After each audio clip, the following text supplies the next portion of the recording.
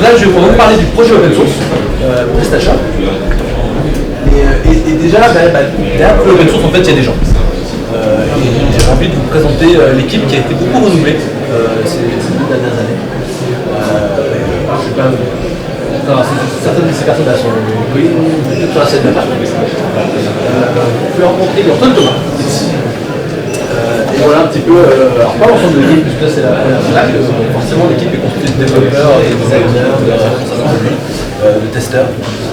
En tout, en fait, PrestaShop, on a 18 personnes full-time qui travaillent sur le projet open source. En plus de ça, on fait aussi après de la prestation. Donc on a actuellement sur des missions bien spécifiques. On a 7 personnes en plus qui interviennent sur les projets. On travaille notamment avec une agence en Belgique qui s'appelle Libertus, expert technique, c'est Migration Symfony. On en parlera un petit peu plus, on en discuter plus si c'est ceux qui s'intéressent. On a aussi une partie QA et support qui est avec qui se passe une dizaine. Et plus des développeurs. Ah, plus fort, pardon. Plus fort. Plus 2 développeurs pour des tâches bien spécifiques au niveau du projet. Donc en tout, il y a 25 personnes qui travaillent à l'amélioration du projet. Que ce soit les corrections de bugs ou les évolutions. Je voulais préciser qu'il y a une distinction qui est importante à faire. C'est vrai que PrestaShop, pour vous les marchands, c'est d'abord votre outil pour pouvoir vendre. Et c'est un projet open source. Le projet open source, je vais rentrer plus en détail, ça vient avec aussi des modules et des thèmes. Petit problème d'affichage sur les thèmes. Et juste, je voulais revenir sur, il y a aussi PrestaShop, la société, qui vend des produits. En fait, les produits qu'on vend, c'est notre marketplace. On a une marketplace sur laquelle vous pouvez acheter des modules. Soit des modules qui sont développés directement par PrestaShop, soit développés par des tiers. Mais ils ont été contrôlés, ils ont été validés par PrestaShop. Vous allez trouver du support et de la formation, ce que vend PrestaShop. Et depuis un peu plus d'1 an, PrestaShop Ready, l'offre SaaS. Mais aujourd'hui, ce dont on va parler, c'est le projet open source. Et un des gros chantiers qu'on a pour cette année, c'est de travailler sur la gouvernance du projet open source. Aujourd'hui, c'est, on va dire, entièrement contrôlé par PrestaShop. On souhaite plus d'ouverture sur le projet open source. Il y a aujourd'hui beaucoup de personnes qui contribuent. On veut aller plus loin, avec encore plus de possibilités là-dessus. Peut-être juste, tout ce que je vais vous montrer là, quasiment tout est en ligne en fait. Si vous allez sur les différents sites de PrestaShop, c'est des informations que vous pouvez trouver. C'est un projet open source, donc on essaie d'être le plus ouvert et le plus transparent possible. On a publié un premier article sur la gouvernance du projet open source. Ce que ça veut dire un projet open source. C'est Antoine Thomas, qui est notre développeur Activate, qui a rédigé cet article. Si vous voulez en discuter plus avec lui, il est présent ici. Il est sur le stand. Antoine, si vous voulez le retrouver, c'est facile. Il est là, il est en train d'écouter la musique.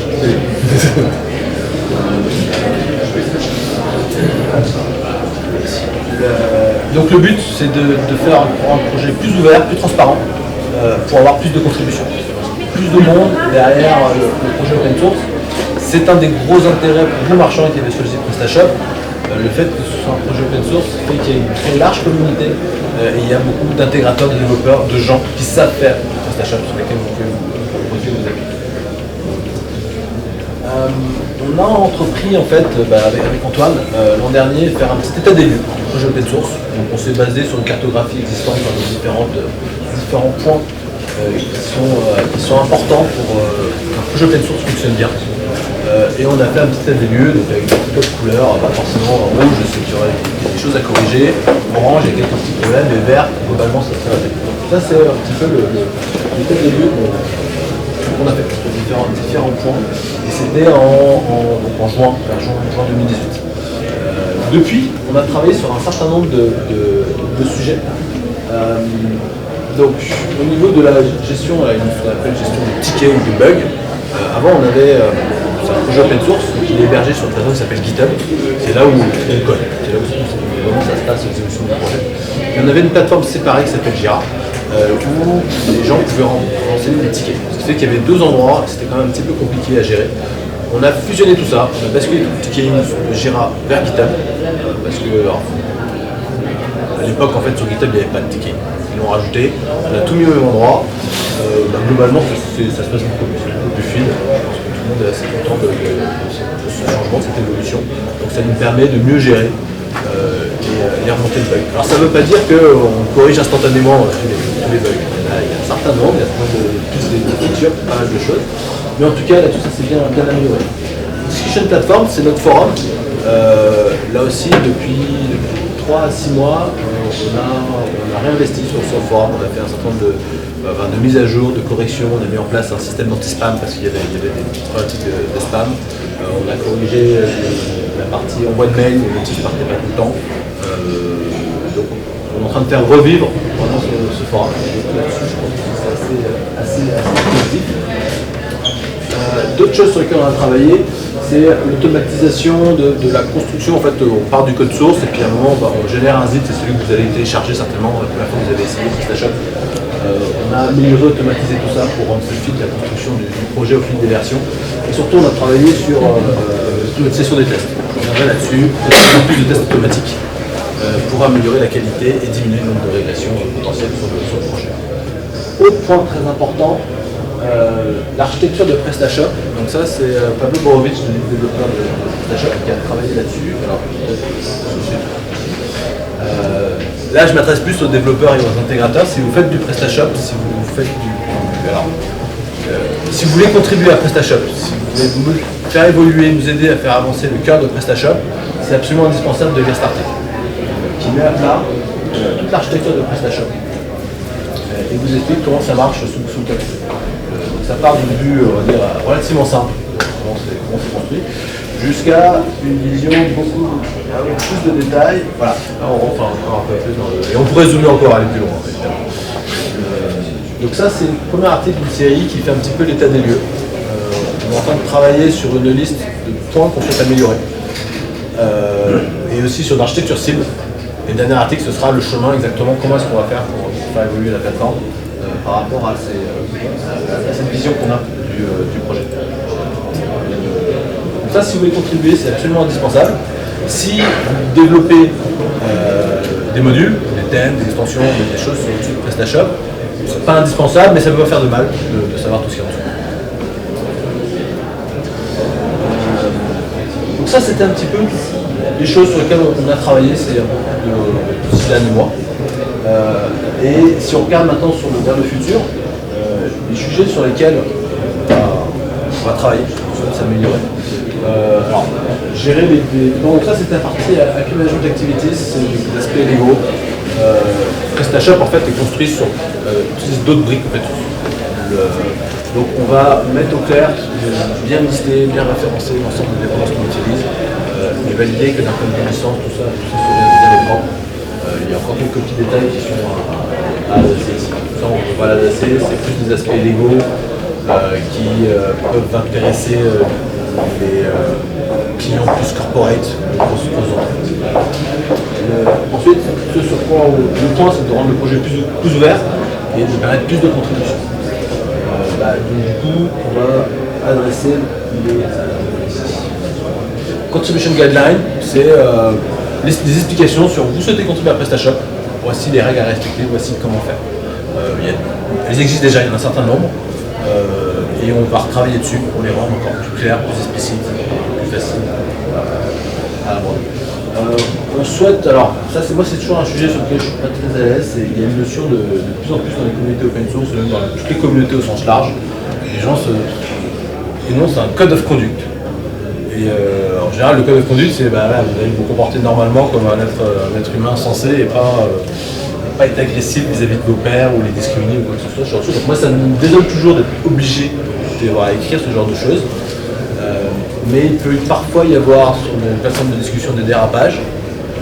Et le fait d'avoir un code of conduct, ça permet à un moment de dire stop. C'est-à-dire voilà, nous les règles ici, elles sont celles-ci, c'est écrit, on ne les respecte pas, dehors.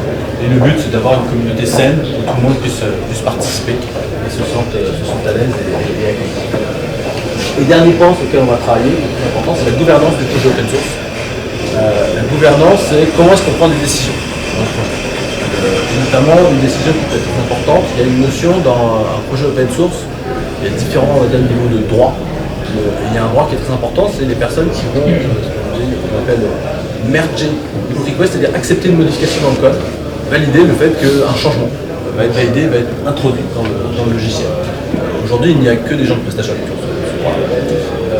Le but, c'est de mettre en place un certain nombre de règles et des étapes pour pouvoir donner potentiellement à n'importe qui. Alors forcément, c'est quelqu'un qui contribue, qui est impliqué dans le projet, qui connaît bien, qui pourra avoir ce droit-là.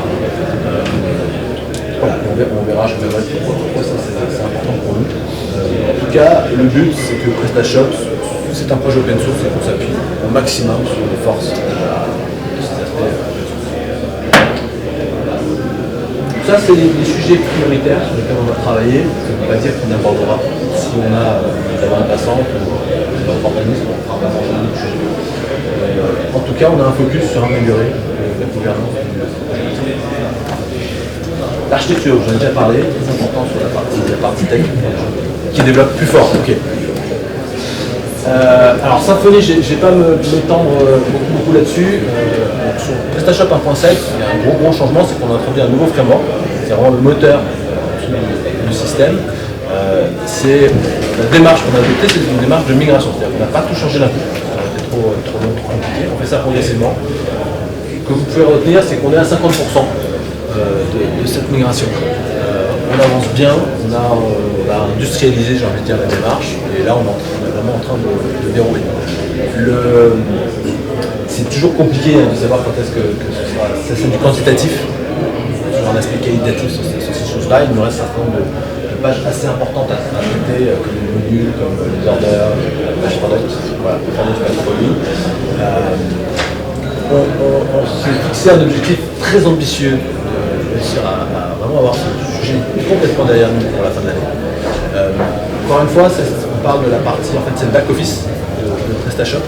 C'est vraiment quelque chose qui concerne plus les intégrateurs qui veulent faire des évolutions, des extensions. Vous, marchands, en fait, au final, c'est pas quelque chose qui peut vous intéresser, qui aujourd'hui, de toute manière, ne concerne pas le front office, là où le visiteur veut profiter de vos produits et l'acheter. Alors, pour ceux que ça intéresse, toujours pareil, c'est en ligne. On a un projet sur GitHub où vous avez la liste de tout ce qui a déjà été fait en down, tout ce qui est en cours de traitement et tout ce qui reste à faire.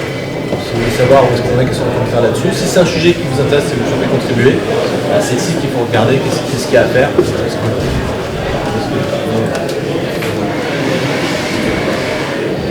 Alors les tests, ça c'est un des sujets qui me tient beaucoup à cœur, sur lequel j'insiste énormément pour améliorer la qualité du logiciel. On a fait beaucoup de choses. On a en place quelque chose qui s'appelle une pratique qui s'appelle de l'intégration continue. Ça veut dire quoi?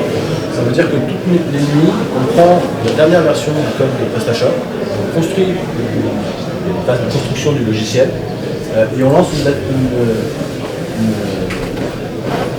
batterie de tests dessus. Et maintenant on a un dashboard. Alors, je ne suis pas encore tout à fait au point, mais c'est vraiment les points de base. Donc tous les jours, vous pouvez voir la version 1.7.6 qui sera la prochaine version qui est en train d'être développée. Donc sur les 5800 tests automatiques, alors un test, ça peut être c'est vraiment si j'ai cliqué sur tel lien, est-ce que ça m'a affiché d'aller en face. Aujourd'hui on a 5800, là on en a 1600 qui étaient en erreur. En fait, la suite de tests n'est pas encore totalement stable. Dans ces 1600, il n'y a pas que des problèmes de stabilité dans le code, il y a des problèmes techniques liés au test même. On n'est pas encore tout à fait là, mais en tout cas, c'est vraiment une brique importante qui va nous permettre de réduire en fait l'espace de stabilisation. On a la prochaine version de PrestaShop, l'objectif c'est de la sortir pour juin.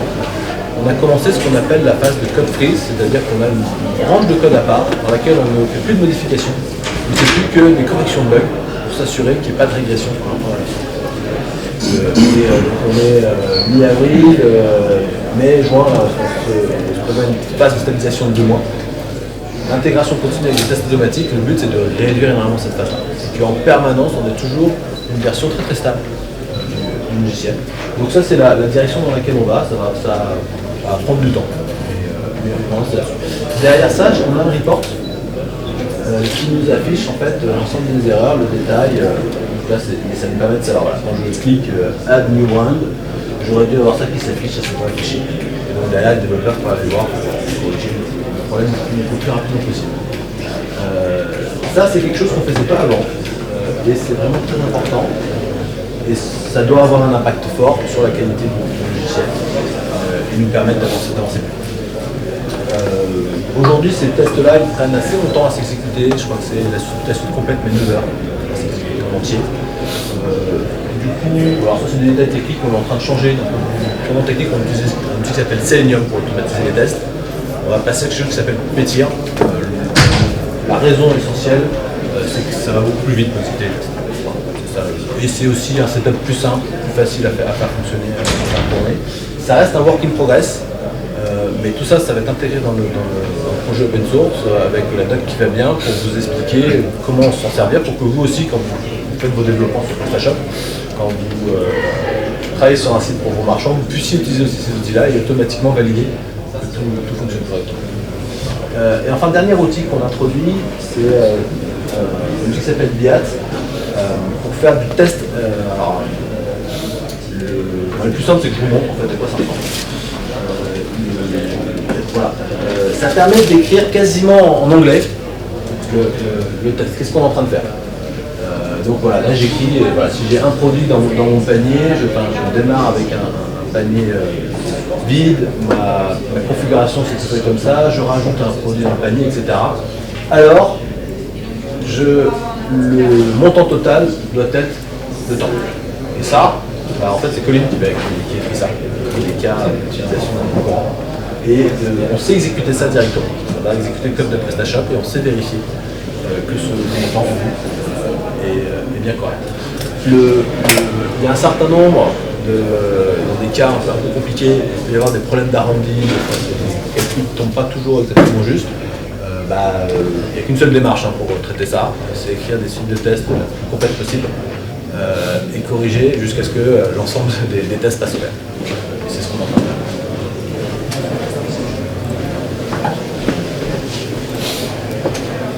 Donc là-dessus, on avance vraiment bien sur avoir de plus en plus suite de tests automatiques, de plus en plus costauds. Alors, j'ai parlé de communauté, d'ouverture. Pour que PrestaShop, encore une fois, on s'appuie beaucoup sur l'open source, sur la communauté. On a besoin de la communauté. Alors, les pull requests, c'est la manière dont on contribue du code dans PrestaShop. Ça, c'est un petit graphe qui suit le nombre d'évolutions du nombre de pull requests qui est intégré dans le projet chaque semaine. Donc il y a, ça c'était il y a un peu plus d'1 an, on était en dessous de 20 pull requests par semaine. Et aujourd'hui, on s'approche des 40, on a doublé. Et évidemment, le but c'est d'aller encore plus loin. Si vous voulez voir un petit peu qu'est-ce qui se passe sur le projet open source, toujours pareil, c'est sur GitHub, il y a un tableau des contributions, enfin, on peut voir ce qui se passe. Donc ça c'est sur la dernière semaine. Donc il y a 190 pull requests, donc modifications qui ont été actives. Alors active ça veut dire quoi? Elle a été créée, quelqu'un a fait un commentaire dessus, il y a du code qui a été rajouté ou elle a été mergée, il s'est passé quelque chose.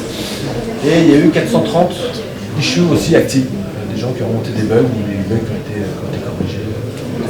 Et plus un certain nombre de commits par différentes personnes qui sont actives sur le projet. Donc là, sur la semaine dernière, il y a 29 personnes qui ont codé quelque chose dans PrestaShop. Ça, c'est sur le... Ah non, c'est sur un mois, sur une période d'un mois, sur les 30 derniers. Ça, c'est toujours, moi, c'est quelque chose que je suis prêt. Mais en tout cas, on a quand même une communauté qui est très vigoureuse. Et il se passe toujours des choses. Mais on veut aller encore plus loin. Le point le plus difficile pour nous pour avancer en fait, c'est ce qu'on appelle la validation des pull requests et accepter une modification de code et dire ça va rejoindre la prochaine version. Et on est assez exigeant sur la qualité de code et puis on fait beaucoup de vérifications pour être sûr qu'il n'y ait pas de problème là-dessus et ça prend beaucoup de temps. Et donc pourquoi est-ce qu'on veut faire évoluer la gouvernance? Pour avoir plus de personnes qui aient cette capacité de dire oui, cette modification, elle est intéressante et elle ne pose pas de problème, d'autres problèmes et on va l'intégrer. Aujourd'hui, le point qui fait qu'on n'avance pas aussi vite qu'on voudrait, c'est parce qu'on passe beaucoup de temps à s'assurer que les modifications ne vont pas poser plus de problèmes qu'elles n'apportent de solutions. Et on souhaiterait pouvoir augmenter le nombre de personnes qui puissent on a un deuxième sujet sur lequel on a besoin de la communauté. Donc PrestaShop, il y a on maintient actuellement encore deux versions de PrestaShop, PrestaShop 1.6, PrestaShop 1.7, où il y a eu quand même beaucoup de modifications entre les deux. C'est plus tout à fait le même produit. Et je vous ai présenté l'équipe qui maintient PrestaShop aujourd'hui. Cette équipe est à 95% dédiée sur le PrestaShop 1.7. Et n'intervient quasiment plus sur PrestaShop 1.6, à l'exception des corrections de bugs de sécurité et sachant qu'on a annoncé qu'on arrêtait en fait cette maintenance en juin 2019. Ça arrive très très vite. D'autres difficultés qu'il peut y avoir, c'est que le projet IT repose sur d'autres briques, notamment PrestaShop utilise du PHP. Les PHP fonctionnent sur des systèmes d'exploitation comme Linux, Windows, etc. Et tous ces systèmes ont aussi des releases, des nouvelles versions, ça évolue dans le temps. Et peu à peu, le Linux d'il y a 6-7 ans, il n'est plus maintenu, il faut le remplacer par une nouvelle version. Le PHP, alors notamment PHP 5, ça fait 3-4 mois que c'est fini. Le 5.6 n'est plus maintenu par les gens qui font PHP. Et donc il faut passer à la nouvelle version. Qu'est-ce que ça veut dire que c'est plus maintenu? Ça veut dire que si jamais il y a une nouvelle faille de sécurité qui est découverte, il n'y aura personne pour aller corriger le PHP. En tout cas, les gens qui font PHP ne le corrigeront pas. Alors ça veut dire qu'ensuite il faut se tourner vers d'autres personnes qui assuraient cette maintenance. La compétence, elle va être difficile à trouver et elle va coûter de toute manière très très cher. Et donc c'est pour ça que les logiciels qui sont construits dessus, en général, montent de version et peu à peu abandonnent le support des anciennes versions et on se retrouve toujours ce qui est courant, ce qui est maintenu, où il y aura du support. Évidemment, c'est le cas pour PrestaShop. PrestaShop 1.6 fonctionne jusqu'à PHP 7.1. Aujourd'hui, nous, PrestaShop, la société, n'avons pas prévu d'investir du temps pour le faire fonctionner sur PHP 7.2. Et progressivement, les hébergeurs vont pousser à l'abandon des anciennes versions de PHP. Alors ça dépend en fait si vous êtes sur un hébergement mutualisé. L'hébergement mutualisé, il va automatiquement vous pousser vers une nouvelle version d'abandon. Si vous êtes sur un hébergement dédié, vous êtes libre de rester sur une nouvelle version, ça continuera à fonctionner. Mais il n'y aura personne qui pourra prendre un engagement pour vous dire moi je vous garantis que votre site fonctionne, parce qu'ils ne pourront pas se retourner vers quelqu'un d'autre pour corriger une nouvelle erreur. Alors maintenant, il y a encore beaucoup de sites PrestaShop qui fonctionnent en 1.6. Différents partenaires aussi font de la maintenance sur des boutiques 1.6. Et donc là-dessus, on pose la question à la communauté sur est-ce qu'il y a des gens qui souhaitent travailler sur poursuivre la maintenance de PrestaShop 1.6 pour les marchands qui sont encore sur cette version, notamment sur des sujets comme le support de PHP 7.2. Nous, pourquoi aujourd'hui on peut mettre le doigt dans cet engrenage-là, c'est parce qu'on sait que c'est pas... parfois il y a des corrections triviales, on peut dire tiens j'ai changé une virgule et hop ça marche. C'est rarement aussi trivial que ça. Il faut quand même aller creuser, aller vérifier quand même beaucoup de choses pour être sûr qu'on n'a pas cassé d'autres choses à côté. Et aujourd'hui, cet effort, on l'a fait sur PrestaShop 1.7 qui est compatible PHP 7.2. C'est compatible de la prochaine version PHP 7.3. Mais on ne fera pas l'investissement de la société PrestaShop dans PrestaShop 1.6. Donc du coup, on se tourne vers la communauté pour ça. Et donc encore une fois, c'est un projet open source, tout est ouvert, tout est en ligne, tout ce que je vous ai présenté là, l'information est diffusée sur le web. Vous pouvez la trouver à différents endroits. Donc GitHub, c'est là où ça se passe au niveau code, c'est là où les développeurs font les développements et c'est là où on suit les différents tickets, que ce soit des évolutions ou des corrections de bugs. Je remonte encore une fois, c'est le projet open source il est là. On a un certain nombre de projets qui permettent en fait de suivre l'activité. Donc ça, Colin, vous détaillez un peu plus, c'est la roadmap PrestaShop. Si vous voulez savoir qu'est-ce qu'on vient de développer, c'est tout à droite. ce sur quoi on est en train de travailler, c'est là. Qu'est-ce qu'on est en train d'étudier, donc ce qui va venir ensuite, c'est ici. Et puis les prochains sujets qu'on va traiter, c'est là. Quand je sais que tout le monde, en fait, alors, PrestaShop est utilisé dans plein de contextes, plein d'utilisations différentes, et chacun a sa propre roadmap, en fait, son propre besoin.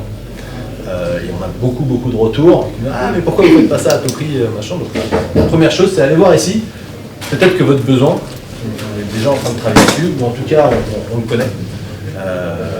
Voilà. En tout cas, si c'est pas là, c'est certain que dans l'année qui vient, on va pas bosser dessus.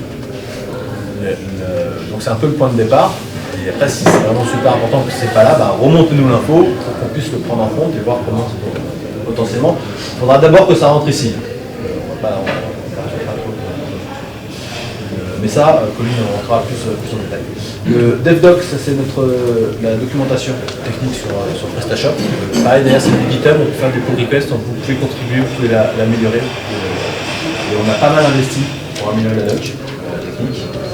Build, c'est notre blog, c'est là où on communique. Donc, notamment, il y a le weekly qui vous informe sur tout ce qui s'est passé cette semaine, les requests importantes et les modifications qui sont intéressantes. Donc, si vous voulez suivre l'actualité du projet, c'est ici. Et Gitter, c'est un espace de chat en ligne. C'est si vous voulez communiquer directement avec l'équipe de dev, ils sont présents ici. Vous pouvez avoir des réponses. Donc là, c'est un espace très technique. Et côté produit, on a un espace feedback.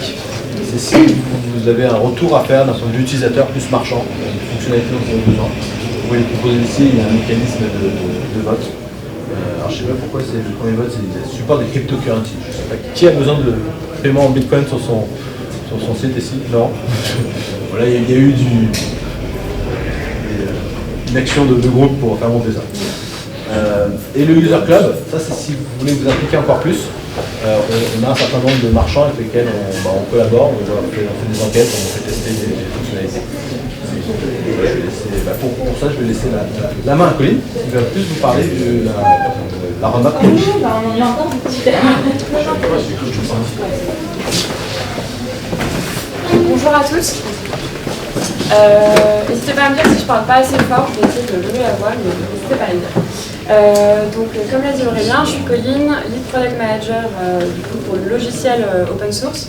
Et du coup, avec l'équipe, notre rôle, c'est vraiment d'aller à la rencontre des marchands, nos utilisateurs, de comprendre, essayer au maximum de comprendre les besoins, quelles sont les priorités d'amélioration pour améliorer votre utilisation de PrestaShop au quotidien.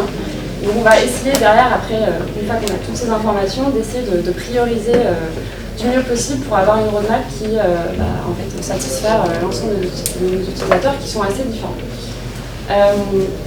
Alors aujourd'hui, moi je vais vous parler essentiellement de la 1.7.6, quelles sont les nouvelles fonctionnalités, les améliorations, des projets qui vont venir aussi sur le reste de l'année. Et également, je vous montrerai un peu comment on priorise en fait chez PrestaShop. Comment ça fonctionne notre priorisation pour vous donner une vision claire de comment on décide de choisir tel projet plutôt qu'un autre. Donc pour commencer, la 1.7.6, c'est vraiment comme la 1.7.5, on a eu la même démarche. On a vraiment basé le développement de cette nouvelle version sur les retours de la communauté. Encore une fois, on a vraiment choisi ce qui a semblé le plus prioritaire pour nos utilisateurs. Et notamment le fait que le SEO c'est un élément qui est primordial pour vous, ça on l'a bien retenu. Le fait que pour l'utilisateur qui était en 1.6, il y avait un sentiment de manque de fonctionnalités qui était importante comme commentaire conduite qui n'était pas en 1.7. Donc on a pris en compte tous ces éléments pour développer la 1.7.6. Alors si je vous montre un peu en détail qu'est-ce que vous trouverez dans la 1.7.6. Alors juste pour vous dire, c'est une version qui est, donc comme l'a dit Aurélien, elle a été frisée.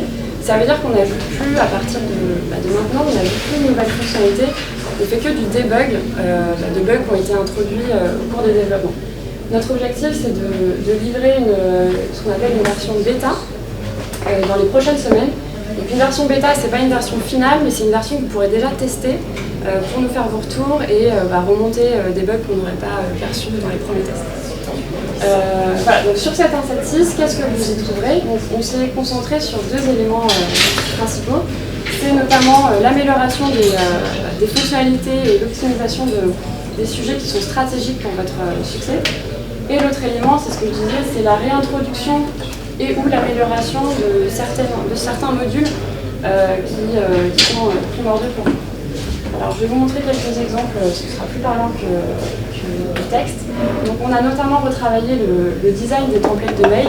Donc, je parle notamment de tous les mails que vous envoyez, donc que ce soit confirmation de commande, inscription à la newsletter, ce genre de mail. Donc, jusque-là, je ne sais pas s'il y a des marchands 1.6 dans la salle, ou même 1.7x, mais jusque-là, on avait des emails qui étaient comme ça. Donc forcément qui était un peu vieillissant, on va dire, et qui n'était pas forcément adapté à tous les devices. Et justement avec la 1.7.6, on a voulu retravailler ces emails pour qu'ils soient beaucoup plus modernes, beaucoup plus épurés, et que les informations en fait elles soient qu'elles soient plus lisibles. Donc à partir de la 1.7.6, vous aurez ces nouveaux templates de mail qui seront directement intégrés. Vous aurez également en fait, ça c'est un peu transparent pour vous, mais tout le système de gestion des emails a été complètement revu pour que ce soit vraiment plus stable. Et la troisième amélioration, c'est qu'à partir de la 1.7.6, vous aurez une page dans le back-office dédiée à la gestion et à la prévisualisation de vos emails. Ça, c'est une nouvelle page qu'on a introduite dans la section design sous thème et logo, que voilà, vous puissiez voir à quoi ressemblent vos emails. À terme, on fera en sorte de proposer de plus en plus de customisation pour que vous puissiez, par exemple, les customiser par rapport à votre charte graphique. Donc ça, c'était le premier sujet. L'autre sujet dont je voulais parler, c'est l'optimisation des prix et taxes. Alors, ça paraît un peu bizarre, c'est pas forcément très clair. En fait, le sujet prix et taxes, c'est un sujet, on va dire, de longue haleine qui va s'étendre sur plusieurs versions pour vraiment faire en sorte que pour le client final qui payera sur votre site, ce soit d'une part très clair ce qu'il aura à payer dans n'importe quelle configuration, qu'on soit en B2B, B2C, auto-entrepreneur, enfin voilà, tous les aspects un peu différents du e-commerce. Mais également que dans le cas où vous êtes vendeur à l'international, qu'il y a beaucoup de conversions, vous avez des schémas promotionnels assez complexes, qu'on s'assure qu'il n'y ait pas de problème au niveau des harmonies et au niveau des calculs. Là, le premier sujet, c'était vraiment sur l'optimisation de l'affichage des éléments en front office. Que le détail des prix soit clairement compréhensible par l'utilisateur et qu'il sache du premier regard ce qu'il va payer à la fin du moment de paie. Donc je vais vous donner un exemple. J'espère que vous voyez bien au fond. Donc en fait, ça c'était le tunnel de commande jusqu'à la 1.7.5, la version actuelle. On est dans le cas d'un utilisateur qui est en B2B. Donc ça va intéresser essentiellement vous qui vendez aux professionnels. Le problème qu'on avait, c'est que déjà, il n'y avait pas forcément, alors là on est dans un cas simple, mais il n'y avait pas forcément un affichage toujours très clair du détail du prix. Et surtout, en fait, ici, c'est le total taxe exclue qui s'affiche, mais à aucun moment, en fait, on a le total TTC. Or, l'utilisateur, à la fin, il paye le TTC, donc ça pouvait introduire de la confusion. Donc ce qu'on a fait, donc ça, c'est dans un cas un peu particulier, je vous le montre, mais ce sera valable dans tous les scénarios en B2C, en B2B, peu importe. Ce qu'on a fait, c'est vraiment de remettre au même niveau tous les éléments qui vont venir impacter le prix. Et à chaque fois, on a le total TTC qui va venir en fait être beaucoup plus mis en avant pour que voilà, il n'y ait plus de doute sur ce qu'il y a à payer. La taxe, elle est mise à un niveau différent pour qu'on ne vienne pas l'intégrer dans l'addition et que ce soit plus simple à comprendre. Voilà, et ça va venir se retrouver dans tout le tunnel d'achat, mais également au niveau, donc ça c'est la pop-up de confirmation d'ajout au panier. Du coup j'en profite pour vous montrer le nouveau design puisqu'on l'a complètement redesigné pour que ce soit aussi plus épuré. Donc il n'y aura plus le vert qu'il y avait avant et on a revu un peu le design. Donc là vous voyez c'est le même principe. Et pareil au niveau de la confirmation de commande, vous avez le même design qui a été introduit. Donc ce qu'on a voulu c'est vraiment à toutes les étapes du avant paiement et après paiement que l'utilisateur trouve une cohérence dans les prix qu'il va payer. Voilà, ça c'était également un des projets importants de cette version. Il y aura d'autres optimisations par le futur, je vous en parlerai juste après. Alors, troisième sujet, c'est le CLDR. Je ne sais pas si c'est un terme qui parle à beaucoup d'entre vous. C'est on va dire que je vais l'expliquer comme ça, c'est une base de données universelle, en tout cas internationale, qui va venir réunir en fait les éléments de formatage d'un prix par rapport à une langue. Donc si je dois clarifier, en fait, c'est qu'un utilisateur anglais qui achète sur votre site qui est français, lui s'attend à ce que l'euro, la devise, se trouve avant le prix. Et il s'attend à avoir des points et pas des virgules. Ça, c'est des éléments de formatage qui sont connus, qui sont on va dire, officiels. Et donc, avec l'intégration de ce CLDR, on va faire en sorte que quand vous vendez à l'international, vos utilisateurs qui sont dans leur langue, ils vont voir l'affichage de la bonne façon. Et enfin, l'optimisation SEO, donc ça c'est vraiment un fil rouge qu'on essaye de dérouler sur chaque version. On essaye à chaque fois d'intégrer des améliorations pour justement toujours vous donner plus de visibilité sur Google. À chaque fois on travaille vraiment avec des experts SEO, des agences qui nous aident là-dessus, puisqu'on n'a pas forcément nous-mêmes d'experts en interne, mais on s'entoure pour faire les bons choix. Là, sur la 1.7.6, on s'est concentré sur les produits avec déclinaison. Jusque-là, en fait, un produit avec une déclinaison, il a une URL canonique, mais cette URL canonique, en fait, elle n'existait pas. Et elle pointait directement sur le produit par défaut. Ce qu'on a fait avec la 1.7.6, c'est de faire en sorte que cette URL canonique, qui n'a pas l'ID de la déclinaison dans son URL, que celle-ci elle soit disponible, qu'elle soit trouvable, et à partir du moment où vous choisissez une déclinaison en particulier, là ça va venir afficher l'URL de votre produit avec l'ID supplémentaire. Voilà, vous pouvez évidemment trouver plus de détails, on communiquera dessus pour vous expliquer plus en détail ce qu'on a fait. L'autre aspect, donc c'est ce que je disais, c'est les modules natifs. C'est la réintroduction et surtout la refonte de certains modules qui sont clés dans notre activité. Donc je pense notamment à Customer Reviews, donc la possibilité en fait pour vos clients d'ajouter des commentaires sur vos produits. Je vais vous montrer exactement de quoi il s'agit. Donc là vous voyez, à partir de la 1.7.6, encore une fois que vous aurez installé le module et que vous l'aurez configuré, ici vous pouvez retrouver les notes qui ont été mises par vos clients sur votre site, avec les avis qui sont affichés et la possibilité de rédiger un avis. Voilà, donc ça, à partir du moment où l'utilisateur qui souhaite donner un avis, ça ouvre une pop-up. Vous pouvez choisir les critères que vous souhaitez mettre ici. L'utilisateur, lui, il est rempli comme il veut, il peut mettre un commentaire à la fin. Une fois qu'il clique sur envoyer, vous recevez le message et vous pouvez l'accepter ou le refuser selon la modalité que vous voulez faire. Donc ça, c'est un module qu'on a complètement redéveloppé et redesigné pour la 1.7 qui n'était pas encore présent jusque-là. Donc à partir du moment où vous migrez, upgradez en 1.7.6, vous pourrez avoir accès à ce module. La bonne nouvelle pour les utilisateurs qui étaient en 1.6, c'est qu'on a fait en sorte que tous les commentaires que vous avez sur votre site actuellement, que vous ne les perdiez pas si demain vous upgradez en 1.7.6. L'autre élément, alors j'ai pas de screenshot, mais voilà, je voulais juste parler de Faceted Search, donc c'est la colonne de navigation à facettes que vous avez sur vos vues catégorie ou listing, qui permet de faire des choix. Par exemple, si je veux juste les tailles S, M, je veux juste la marque Nike par exemple. En fait, on a fait une refonte complète de ce module et on lui a apporté pas mal de nouvelles fonctionnalités qu'il n'y avait pas en 1.6. Notamment, on a ajouté quelque chose qui était très demandé, c'est le slider de prix. C'est-à-dire que vous n'avez plus à choisir des fourchettes de prix, vous pouvez choisir le minimum du prix publié et le maximum. Donc ça, c'est quelque chose qui était beaucoup mieux. Et voilà, et là j'ai mis aussi Image Slider, il y a beaucoup de modules natifs sur lesquels on a fait plusieurs améliorations qui vous serviront dès que vous avez révélé les modules. Voilà, alors évidemment tout ce que je vous montre là c'est pour les marchands à 7.6.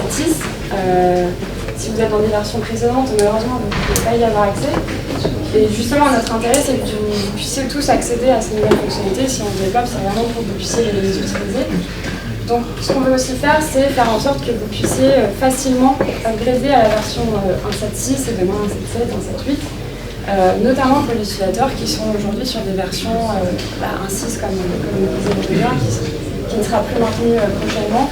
Et là, tout à l'heure, je rencontrais des marchands qui étaient en 1.5 qui ont fait le travail pour passer sur la 1.7. Aujourd'hui, donc nous, on fournit ce module d'auto-upgrade, qui est un module qui existe depuis un petit moment, qui permet déjà de passer d'une version à l'autre. Mais on est conscient du fait que ce n'est pas forcément un module facile à utiliser quand on est un marchand non technique, parce que ça s'adresse surtout à des développeurs. Le travail qu'on va faire et qu'on a déjà commencé, c'est vraiment de faciliter en fait l'upgrade avec ce module, que vous soyez plus accompagnés dans ce process qui peut être qui peut faire un peu peur, et surtout que vous puissiez trouver toutes les informations pour faire tout le travail du début à la fin de façon la plus autonome possible.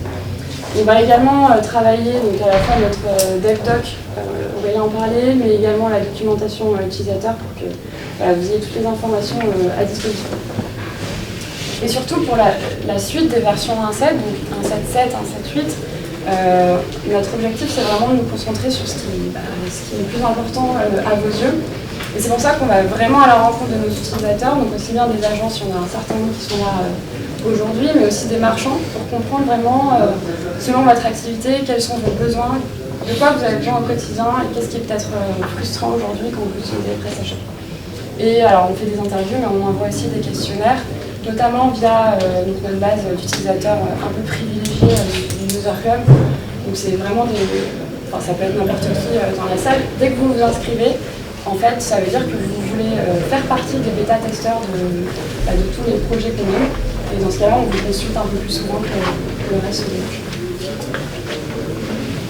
Voilà, et donc, comme je le disais, avec ce travail qu'on fait, on récolte un certain nombre de besoins, d'idées d'optimisation, d'amélioration, de nouvelles features. Nous, derrière, évidemment, on a besoin de prioriser, puisqu'on ne peut pas gérer tous les projets en parallèle sur une version. Et donc, je voulais aujourd'hui vous montrer un peu comment on travaille pour que ce soit vraiment clair pourquoi un projet passe avant un autre. Donc, nous, on utilise ce qu'on appelle une métrique LOGMI, c'est maison, qui se base sur 5 éléments. Le premier, c'est est-ce que le projet intègre des aspects légaux ou obligatoires. Je pense notamment au RGPD. On savait qu'il y avait ce besoin, cette évolution légale européenne à venir. Forcément, ça vient prendre un score qui est un peu plus élevé qu'un projet qui n'a aucun impact en termes de sécurité ou légal. L'autre aspect, c'est basé sur nos utilisateurs. On essaye en fait à chaque fois de se rendre compte si c'est un projet, une feature qui va être utile pour 20% des utilisateurs ou 100%. Donc on essaye à chaque fois d'avoir une vision un peu claire du pourcentage d'utilisateurs qui va être impacté par cette nouvelle feature. On est souvent au doigt mouillé parce qu'on n'a pas un chiffre clair, mais voilà, on sait que si c'est une fonctionnalité B2B, ça va être entre 30 et 40%. Si c'est du front office, a priori ça va intéresser tous les marchands. Et derrière, la question c'est à quel point la feature va être utilisée régulièrement, à quel point elle est critique dans le quotidien du marchand. Et donc là, c'est pareil, on vient mettre un score entre 1 et 5 qui va nous permettre de pondérer par rapport à cet élément. Ensuite, donc c'est ce qu'on appelle la valeur, ce serait plutôt même l'impact en fait. Quel est l'impact de cette feature sur le business pour nos marchands? Est-ce que ça va vous aider à grossir, à faire évoluer votre chiffre d'affaires? Donc là, c'est pareil. Si ça peut vraiment changer la donne, dans ce cas-là, ça va prendre un score un peu plus important. Et derrière, c'est l'impact pour PrestaShop. Est-ce que par rapport à nos concurrents, ça nous apporte une vraie différenciation? Est-ce que c'est, pour l'image et la crédibilité, ça nous apporte beaucoup? En fonction, également le score. Et les derniers éléments, ça concerne essentiellement le travail côté produit et technique. Donc là, c'est la maturité du projet. Est-ce qu'on est confiant sur ce qu'on a identifié à ce niveau-là? C'est-à-dire, est-ce qu'on est sûr que telle fonctionnalité, elle est vraiment demandée par 70% des gens, ou alors est-ce que c'est plutôt un marchand qui l'a demandé ponctuellement, et dans ce cas-là, on n'est pas forcément sûr de ce qu'on a mis ici. Donc la confiance, elle va évoluer avec des interviews marchands, avec de la data, avec effectivement de la vue sur le terrain de ce qui se passe sur les sites PrestaShop. Et la maturité, c'est une fois qu'on a identifié un projet qui est important, comment on définit réellement le besoin derrière en termes de spécifications fonctionnelles. Là-dessus, c'est pareil, on évolue au fur et à mesure qu'on étudie le projet. Et enfin, ça c'est l'effort, c'est l'effort UX d'un côté, est-ce que le travail de maquette a été fait, et l'effort technique. Forcément, un projet qui met 6 mois à se développer sera plus bas dans la liste qu'un projet qui peut se développer facilement. Voilà, donc à partir de ces 5 éléments, en fait, on a un scoring final, parce qu'on vient tout sommer, on a un scoring final qui nous donne en fait un ordre de priorité. Et ce tableau, il évolue en fonction des projets qui arrivent, en fonction des évolutions, comme je vous disais, de la maturité, de la confiance et des évolutions de la vision sur les projets. Mais on essaye vraiment de respecter cette priorisation pour mener notre projet, nos roadmaps à bien. Voilà, donc on a fait ce travail évidemment pour la suite de l'année, ce qui nous donne une vision. Alors, il ne s'agit pas de dire qu'on va tout refaire dans multistore, mais en tout cas, on sait que c'est un sujet sur lequel on veut travailler. Donc là, je n'ai pas forcément encore une bonne vision de la roadmap en 7.7, mais on peut se dire que ces projets-là, on va les mener entre un 7.7 et un 7.8. Donc, on s'est concentré sur 3 aspects. Le premier, c'est évidemment le plus important, c'est comment on fait en sorte d'être concentré sur des fonctionnalités qui vont être clés lorsque vous grossirez. Si demain, votre site il prend de l'ampleur, que vous voulez vendre à l'international, que vous avez un catalogue qui devient un peu plus imposant, voilà, tous ces sujets-là, on va pouvoir vous accompagner grâce à ces projets-là. L'autre élément, ça va avec le fait d'être concentré sur votre activité, c'est que on veut vraiment également que ce soit plus simple pour vous d'utiliser votre logiciel au quotidien, qu'il n'y ait pas ces petites frictions dont je parlais au début, que vraiment au quotidien vous puissiez utiliser les pages les plus importantes, la page commande, la page produit, le dashboard, que ce soit beaucoup plus fluide pour vous. Ça s'adresse aussi, cet aspect-là, aux nouveaux marchands. Comment on fait en sorte de faciliter la prise en main du logiciel, qui n'est pas forcément toujours évidente, on va dire, et comment on s'assure qu'ils arrivent plus facilement à installer PrestaShop. Parce qu'aujourd'hui, c'est pareil, l'installeur, comme on l'appelle, il peut être perçu assez technique, et donc on veut vraiment enlever ces barrières à l'entrée.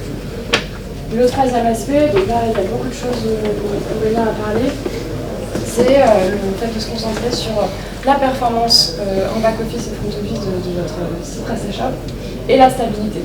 Donc là, on va travailler sur un certain nombre de projets pour justement améliorer les performances, retravailler la page produit qui présente un certain nombre de bugs qui n'est pas forcément toujours très flexible. Donc là, on a décidé de se concentrer dessus et de migrer la page en Symfony, puis à refaire la migration.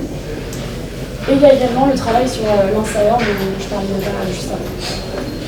Et donc, je n'ai pas présenté, mais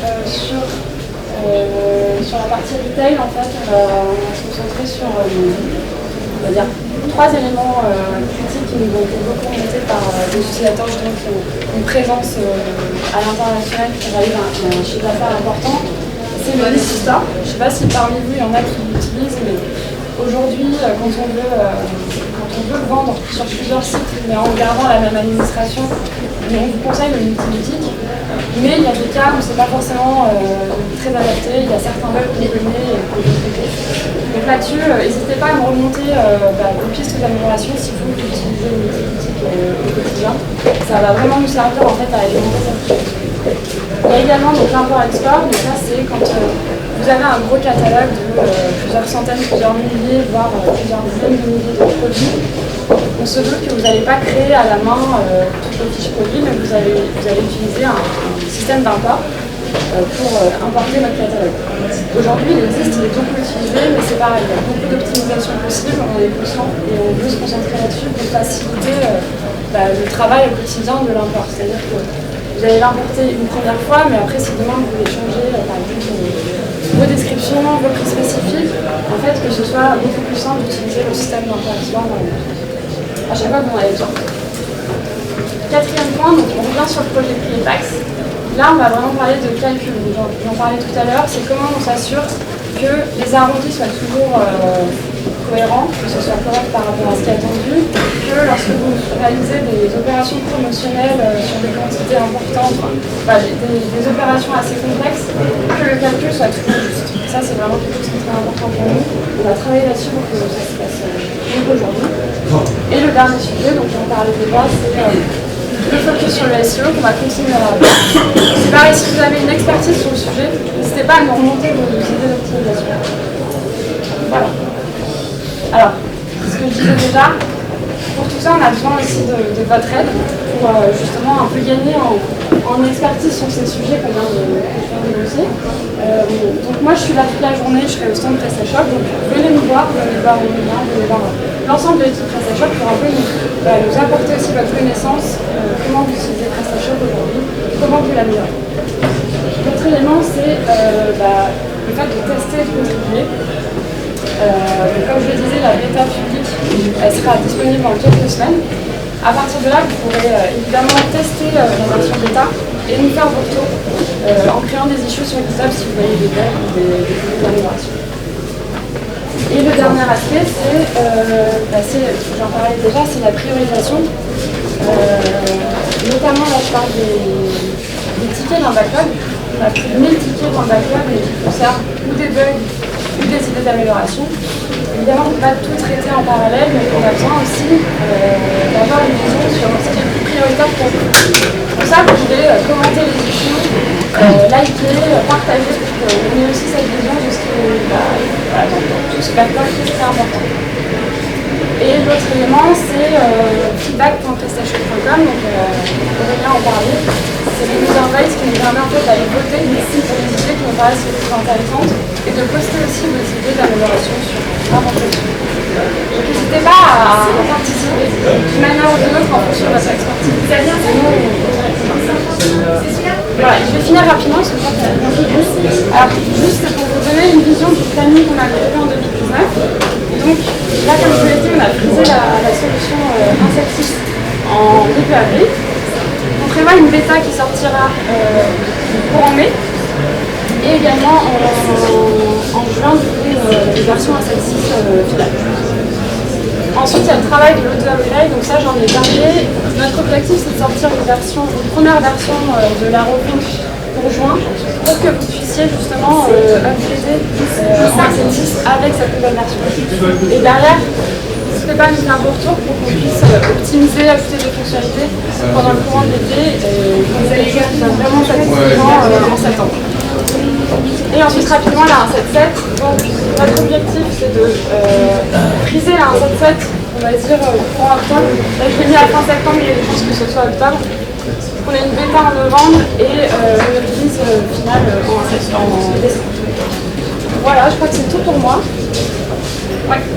Merci beaucoup. N'hésitez pas si vous avez des questions, on est ici avec Aurélien et on sera sur le stand. Voilà.